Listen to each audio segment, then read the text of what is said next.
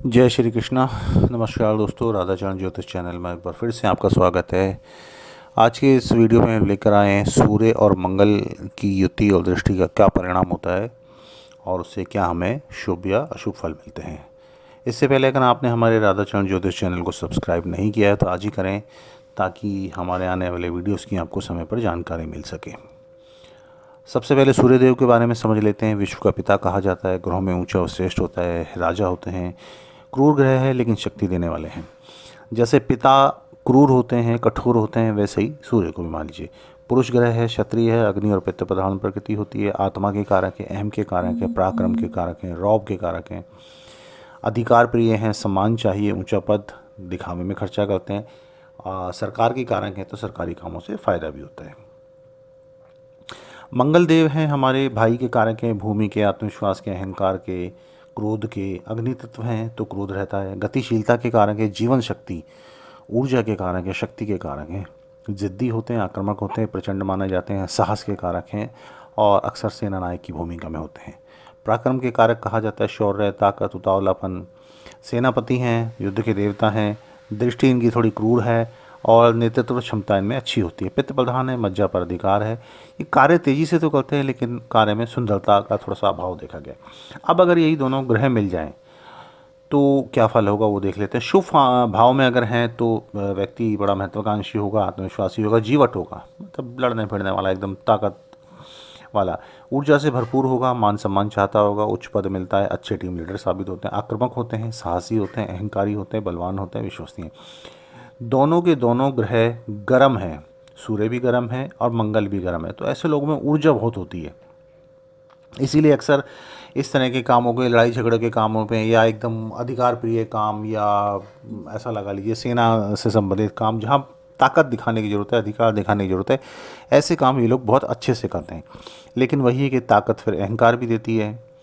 तो ऐसे लोग अहंकारी भी होते हैं, बलवान हुए, विश्वसनीय हुए, दूसरों पर शासन करना इन्हें पसंद है, दूसरों पर अधिकार जमाना पसंद है। सूर्य राजा है, वो किसी के आगे झुकना दबना पसंद नहीं करता। ऐसे मंगल भी सेनापति, वो भी किसी से झुकना दबना पसंद नहीं करता। दूसरों पर अधिकार जमाना पसंद है लेकिन खुद के लिए इन्हें स्वतंत्रता पसंद होती है।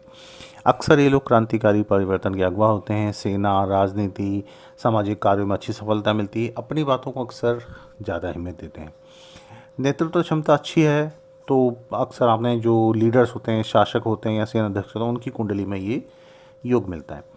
अशुभ भाव में अगर हों या अशुभ स्थिति में हों तो हाई बीपी हो जाएगा, हृदय रोग हो जाएगा, दुर्घटना की संभावना होगी, पित्त रोग होने की संभावना रहती है, ब्रेन हेमरेज की संभावना रहती है, अक्सर परेशानियों का सामना करना पड़ता है और स्वास्थ्य में, हेल्थ में भी उतार चढ़ाव बना रहता है। गुस्सैल हो जाते हैं, कलह के कारण बनते हैं। सिंपल सी बात यह है कि अगर ये शुभ भाव में बैठे हैं, केंद्र भाव में बैठे हैं, मैं अभी वो भी बता दूंगा, तो फल अच्छे मिलेंगे। लेकिन अगर खराब भाव में बैठे हैं तो परेशानियां बहुत बढ़ा भी देते हैं। अब कुंडली, एग्जाम्पल कुंडली के थ्रू देख लेते हैं। जैसे ये आपका मेष लगन की कुंडली है। अब मेष लगन में जहाँ 1 नंबर लिखा है वहाँ पर सूर्य उच्च का होता है और मंगल की स्वय राशि। अब यहाँ अगर सूर्य मंगल बैठ जाए तो हमारा खुद का व्यवहार, हमारा खुद का मिजाज अहंकार से भर जाएगा। गर्म ग्रह हैं, ताकत आ जाएगी, पावर आ जाएगी, लेकिन साथ साथ गुस्सा बढ़ा देगा। अक्सर कई परिवारों में देखा, अब इसी में एक एग्जांपल देख लीजिए। अभी ये क्योंकि 1 नंबर में बैठे हैं, मान लीजिए सूर्य मंगल, और ये ठीक 7 नंबर को देख रहे हैं, तो क्या हुआ, परिवार में कलह कलेश। जो हमारा अपोजिट पार्टनर है उसके ऊपर गुस्सा, उसके ऊपर अधिकार। अब जहाँ घर में हस्बैंड वाइफ में इस तरह के कलह क्लेश और या इस तरह का अधिकार जमाने की संभावना होती है तो वहाँ लड़ाई झगड़ा अक्सर होते हैं। दूसरे भाव में बैठेंगे, दूसरे भाव का स्वामी शुक्र है, मंगल से अच्छा है, सूर्य से अच्छा है, लेकिन सूर्य के साथ शत्रुता है, सूर्य की शत्रुता है तो वहाँ परेशानी पैदा करेंगे। तीसरे भाव में देख लीजिए, वहाँ बुध की राशि है। बुध की राशि में जहाँ भी बैठेंगे तो सूर्य बुध मित्र हैं तो अच्छा कर देंगे, लेकिन मंगल खराब कर देगा। 4 नंबर में आ जाइए, 4 नंबर राशि किसी भी भाव में पड़ेगी। अब जैसे यहाँ एग्जाम्पल है कि चौथे भाव में पड़ रही है तो यहाँ मंगल नीच का हो जाता है, लेकिन सूर्य यहाँ अच्छा है, केंद्र में है, अच्छा है, तो दोनों के मिले जुले परिणाम मिलेंगे। लेकिन फिर भी क्योंकि ये घर का भाव है, हमारे परिवार का भाव है, तो कुछ ना कुछ कलह कलेश बना रहेगा। 5 नंबर राशि सूर्य की है, मंगल मित्र है। अगर 5 नंबर राशि में बैठ रहे हैं तो अच्छा फल करेंगे। लेकिन 5 नंबर राशि का मतलब है आपका सूर्य के फलों में तेजी वृद्धि हो जाएगी, मंगल के फलों में भी वृद्धि हो जाएगी, लेकिन दिमाग में ऐसी ऐसी खुराफातें चलती हैं, ऐसे ऐसे आइडियाज़ आते हैं या तर्क करने की क्षमता को बहुत बढ़ा देते हैं, किसी की सुनना पसंद नहीं करेंगे। 6 नंबर अगेन आप देख लीजिए, बुध की राशि है तो सूर्य तो अच्छा फल दे देगा, लेकिन मंगल फिर अपना खराब फल देगा। 7 नंबर राशि शुक्र की है, मंगल थोड़ा सा अच्छा फल दे देगा, लेकिन यहाँ पे आके मांगलिक हो जाएगा, और शुक्र की राशि होने के कारण सूर्य के फलों में समस्या आ जाएगी। सूर्य बल्कि शुक्र के फलों को जला देता है। जहाँ भी सूर्य शुक्र साथ होंगे, इसका मतलब कुछ ना कुछ विवाह में समस्या या वैवाहिक सुख में समस्या। 8 नंबर राशि मंगल की अपनी आ गई। यहाँ अष्टम भाव है, मंगल अपनी राशि में, मंगल अच्छे फल देगा, लेकिन सूर्य के फलों में कुछ कमी महसूस करते हैं। 9 नंबर राशि लगा लीजिए, 9 नंबर राशि बृहस्पति की राशि है। सूर्य भी बृहस्पति का मित्र है, मंगल भी बृहस्पति का मित्र है, दोनों यहाँ बैठेंगे, बहुत अच्छा फल देंगे। 10 नंबर राशि में अब मंगल उच्च का हो गया, साथ ही साथ सूर्य भी 10 नंबर भाव में अच्छा फल देता हो। तो यहाँ पे जो अक्सर जो बड़े बड़े सेनाध्यक्ष हो गए मान लीजिए, या बड़े बड़े पॉलिटिशियंस मान लीजिए, बड़े लीडर मान लीजिए, जिन्होंने दुनिया में बहुत ही क्रांतिकारी परिवर्तन लाए, अच्छा काम किया, बड़ा काम किया, कुछ ऐसा जैसे कि समाज की पूरी दिशा ही बदल दी, ऐसे लोगों की कुंडली में अक्सर यही योग होता है सूर्य मंगल का दशम में।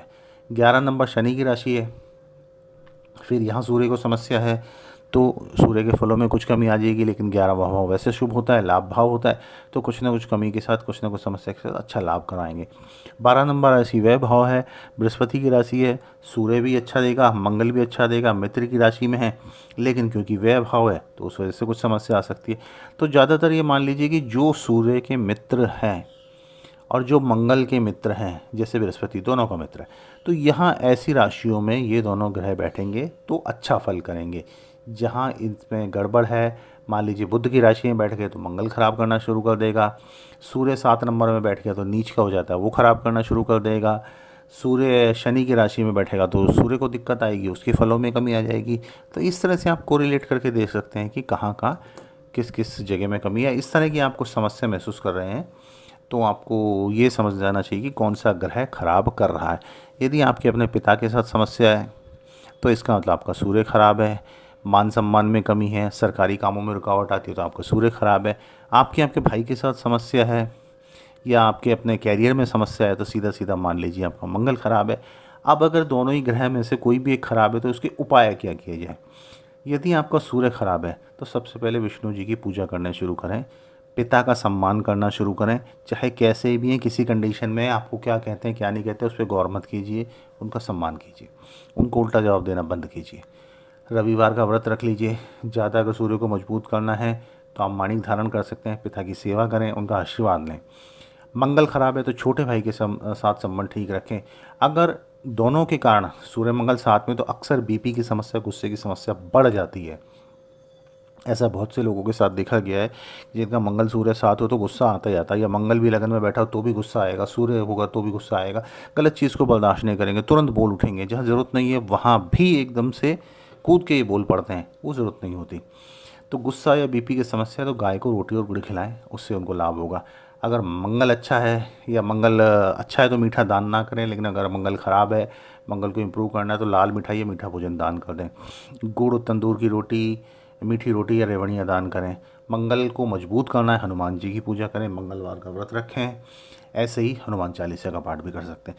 तो आप इन छोटे छोटे लक्षणों के द्वारा ये देख सकते हैं कि आपकी कुंडली में कौन सा ग्रह अच्छा है, कौन सा खराब है। इन दोनों की युति बहुत अच्छी होती है शुभ भाव में हो तो, लेकिन यही युति अगर अशुभ भाव में है 6, 8, 12 में तो नुकसान भी करती है, इंसान को बहुत ज़्यादा अहंकारी बना देगी। देखिए अहंकार भी दो तरह का, एक पॉजिटिव है एक नेगेटिव है। अगर युति खराब है तो नेगेटिव अहंकार है, वो अपने आप को ही बर्बाद कर लेगा, खुद के लिए नुकसानदायक हो जाएगा। लेकिन वही पॉजिटिव अहंकार है तो आगे बढ़ने की प्रेरणा देगा, संघर्ष करने की प्रेरणा देगा। अपने बल पे, अपनी क्षमता के साथ, अपने मेहनत के साथ ऐसे लोग ज़िंदगी में बहुत ऊंचा मुकाम हासिल करते हैं। तो उम्मीद है ये छोटे छोटे उपाय आपको हेल्प करेंगे। अगर आपकी भी कुंडली में सूर्य और मंगल की युति है तो अवश्य इन उपायों को करें और लाभ उठाएं। माता रानी सब भला करेगी। जय माता दी।